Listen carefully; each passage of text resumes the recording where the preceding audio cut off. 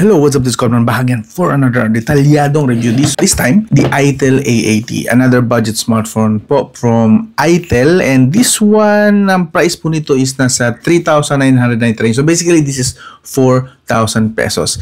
Ang specs po nito is, ito nga pala, yan. So yun. This is currently running on Android 14, itel OS 14 po yun. Ang chipset po niya is Unisoc T603, 12 nanometer po yan. So may kalumaan na po, and hanggang 1.8 GHz lang po yung maximum na clock speed niya. Okay? Now this one, kung mapapansin nyo, is 8GB na naka-market sa kanya, pero yan nga po, marketing lang. Ang totoo po is 4GB na talaga ang totoong RAM niya. Okay? Huwag po kayong papadala dito sa marketing na to, ha? 4GB lang po talaga yan. Peke po yung another 4GB na RAM. Kaya nga po ang tawag doon ay virtual. Virtual means hindi totoo. Okay? So, hindi po totoong RAM yun. 4GB RAM lang talaga ang totoo niyang RAM. Pero totoo po na 100, eto ang maganda dyan, 128GB ang storage niya. eMMC nga lang. Okay? So, eMMC 5.1 po yan. Anyway, kung gusto niyo pang basahin ng specs, pause nyo na lang po yung video, then continue na tayo sa Real Talk review. Okay, let's go. Now, for the price na sinabi, 3,990 o 4,000. Sabihin natin 4,000 na lang para mas basic ika. So, mukha po siyang iPhone. Mukha lang ha. Huwag nyo pong yan to kasi iba, hina-hype siya as mukha iPhone.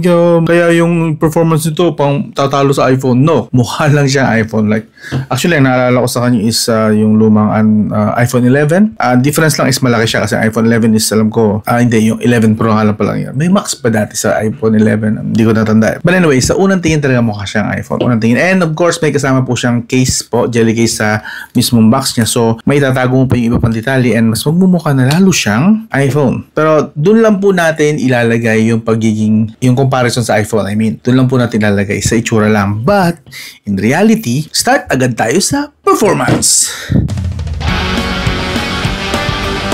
Like I said, Real Talk po tayo rito. So, performance. Ang Antutu score muna tayo para may idea na agad kayo kung saan tayo papunta, ha? Ang Antutu score is 100. Take note, 148,000. This is like 6 years to 8 years ago na score. So, ganoon na po siya kahina. And ang bumubuo po sa score na yan, kita nyo, ang pindot ko, ang tagal. Tagal ng loading. So, 49,000 ang CPU, 15,000 lang ang GPU. So, sobrang baba po. Doon pa lang, I hope may idea na kayo and wag nyo nang itaas ang expectation nyo. And ang kasunod yan, gaming. Okay? So, nag-install ako dito ng Firelight and Mobile Legends. Kaso nga lang, inuna ko yung Mobile Legends. Yung pinaka-light, pinaka-mahina. Sobrang baba lang po ng requirements ng Mobile Legends na yan. Halos lahat ng smartphone ngayon kayang-kayang ira niya. But, ito po ang nangyari. Sinet natin ng Mobile Legends na yan sa high graphics and high FPS kasi yun lang yun po yung max niya. High lang ha, walang super, walang ultra. Okay? Now, ano nangyari? Nag-run naman po siya ng around from 30 FPS to 60 FPS pero most of the time 30 to 40 FPS lang. Ibig sabihin ganun po siya ka, bagal gumagaragal siya. Just to show you, eto ba, sa Tacos Stats, Mobile Legends lang to ha. So kita nyo, average 38 FPS. So kita nyo naman yung sayo, ang lalalim po ng drops yan, ng frame drops, ang lalalim. So, dito pa lang, nadismaya na agad ako. Nakakuha pa nga tayo, isang game lang ha, wala pang 10 minutes yata yung isang game na yon. Nakakuha agad tayo ng 44 degrees Celsius na temperature. Okay? So, hindi ko na tinuloy yung test sana para sa Firelight kasi malamang maiinis lang din talaga ako. So, Mobile Legends pa lang, madidismaya na po kayo agad. Hindi po siya makapag-run ng maayos or smooth sa Mobile Legends pa lang.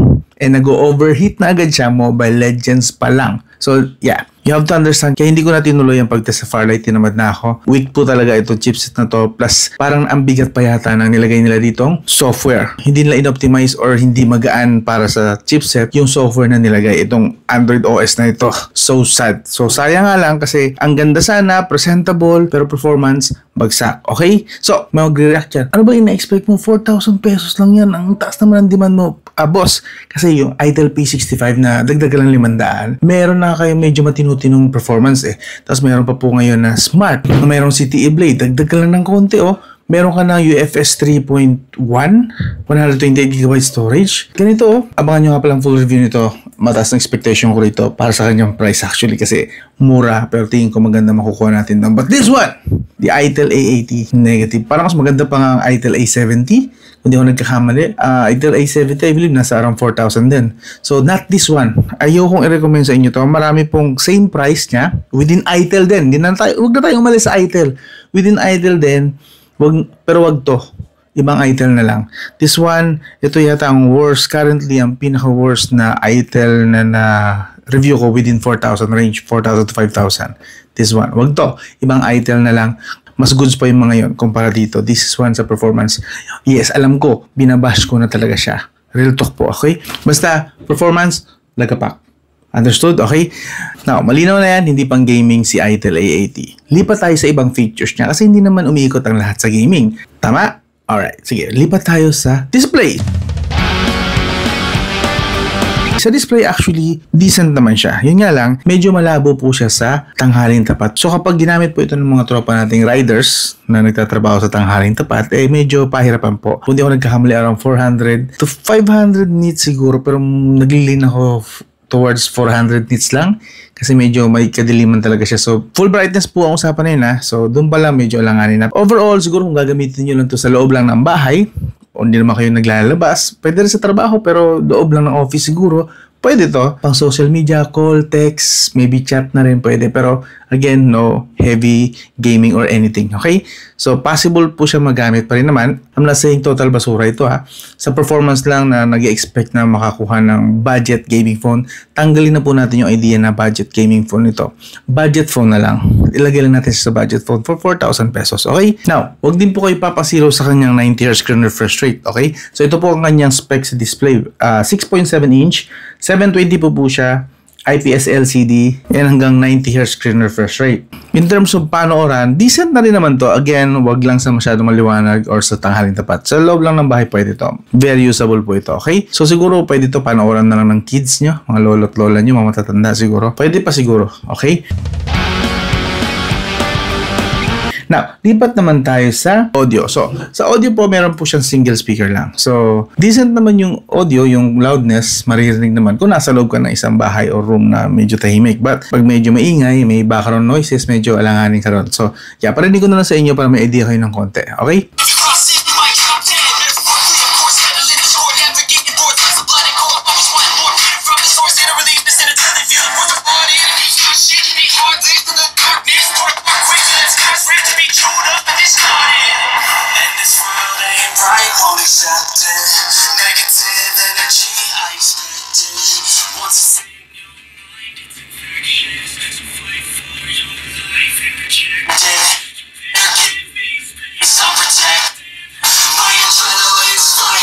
Now, lipat naman tayo sa connectivity.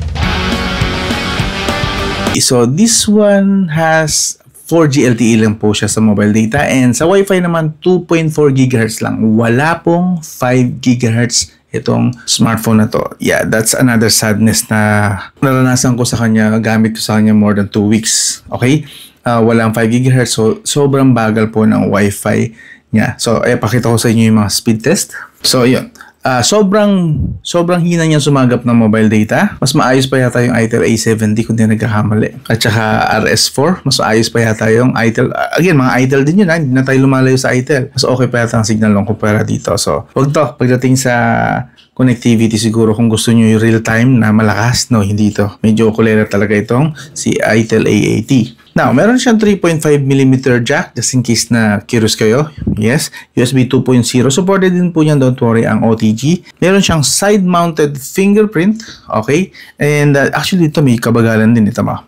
Try natin. Hop. Yan, may delay siya na 1 second, no? Try ulit natin. Yun. So, medyo nag-okay na. Isa pa. Yun. So, okay naman siya for most of the time. Siguro 8 out of 10 accurate yung kanyang fingerprint. Now, lipat naman tayo sa camera. This one has supposedly 50 megapixel rear camera. Huwag natin banggitin yung isang camera niya kasi basura po yan. Kahit nga sa website ni ITEL ayaw nang banggitin yan eh. Parang display na lang talaga yung pangalawang camera na yan. Sa mga hanggang ngayon, nagtatanggol pa rin sa mga 2 megapixel camera. Kahit yung website ni ITEL ay pinagtatakwil na po yan. Okay? So 50 megapixel lang bibilangin natin to. Single camera lang po talaga siya. Yes, and meron siyang pailaw dito ng konti. Ito muna yung sample shots ng mga camera niya. Okay?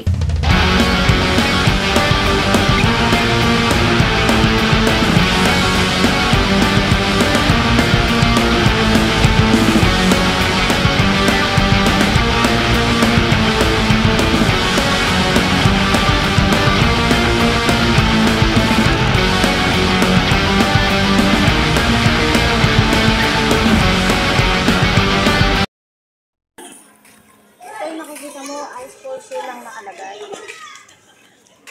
Hindi yan. Abit naman po. Layo naman.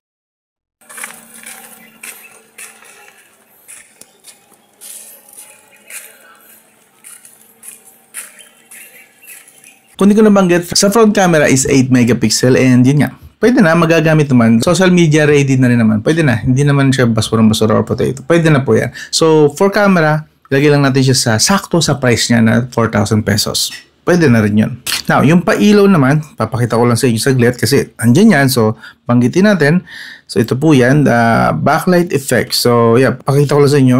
Yeah, basically, nagagamit po siya for notification. Yan. Ito po, flash for calls. So, pag may tumatawag, mag-iilaw siya. So, kung nakatawag siya, may tumawag, yan, iilaw lang siya ng iilaw. And then, for low battery and while charging, meron din. So, yan, yun lang basically. Hindi naman siya 100% gimmick. May gamit pa rin siya kasi nagagamit siya for notifications. Now, for the battery. Ito siguro, bibigyan ko siya ng konting thumbs up dito. Yes, sa battery medyo nagsashine siya, okay? Hindi siya totally basura. Baka sabihin nyo talagang diniin ko na sa ilalim ng lupa itong smartphone na to. No, meron siyang mga good side, okay? Unang-una, pagpasensya na, may kabagalan lang talaga smartphone to. Loading lang ng isang app ay pa niyang sobrang bagal pa. So, for full brightness, full volume, with mobile data or internet, 7 hours po. So pasok po siya sa average. Yes, 7 hours is dapat average. Sa full brightness po, usapan na, full brightness yan. So, good yan. Pasok siya doon. So, hindi siya kulelat sa part na yun. Ngayon, kung gagamitin nyo naman si ITEL A80 sa half brightness, half volume, siguro kasi nasa loob kayo ng bahay or sa office or nasa kwarto lang kayo, maganda-ganda rin ang binibitawan niyang performance sa battery. 11 hours and 38 minutes. So, slightly above average. Good job. Good job sa ano. By the way, kung hindi ko pa nababanggit, ang battery po nito is 5,000 mAh at ang charging speed na supported niya is 18 watts. Yan, not very fast pero pwede na po yan. Again, this is 4,000 pesos kaya huwag po kayo maghanap dito ng 33 watts or pataas. Para full charge po siya, inaabot pa actually ng 1 hour and 20 minutes average. 1 hour 15, 120, gano'n. Minsan 130, 1 hour and 30 minutes. Pero yeah, I guess mahirap ang expect na talaga sa 4,000 pesos. Okay? Now, for final verdict, para kanino po ito? Pwede po ito sa mga nanay nyo, tatay nyo na mostly gumagamit lang naman ng smartphone for communications. Pwede rin ng konting social media but mararamdaman nyo talaga na sluggish talaga siya pag-open lang ng social media. See, even minsan may mga touch nga siya na hindi agad siya nagre-react. Sometimes may ganun siya na moments and then sometimes okay naman din, pero yun nga, kung bibili nyo rin to dahil gusto nyo maglaro dito, kahit Mobile Legends lang, sabi nyo, what if Mobile Legends lang? Yun nga, kahit nga po Mobile Legends, medyo pumapalpak siya, nag-overheat siya. So, ganun po kahina po ang chipset nito, and ganun din maybe kabigat yung software na nakapatong dito or yung Android operating system na nilagay dito. So, basically, for light users lang talaga. And no gaming. Kung mag-gaming talaga kayo dito, light gaming lang. Mga light games lang talaga. Yun lang siguro. Ay, pahabol ko nga pala. So, sa mga tropa nating riders ito, yung GPS kasi, yung sa maps, kamusta naman yung accuracy niya, yung GPS niya, kapag ginagamit siya ng mga riders. So, hindi ko po lalong i-recommend itong si ITEL A80 kasi ginamit ko po ito papuntang Batangas. Sumikot ako ng Batangas, ito po ang ginamit ko. Pinagtyagaan ko siya nung araw na yon, okay? So, sobrang delay po niya.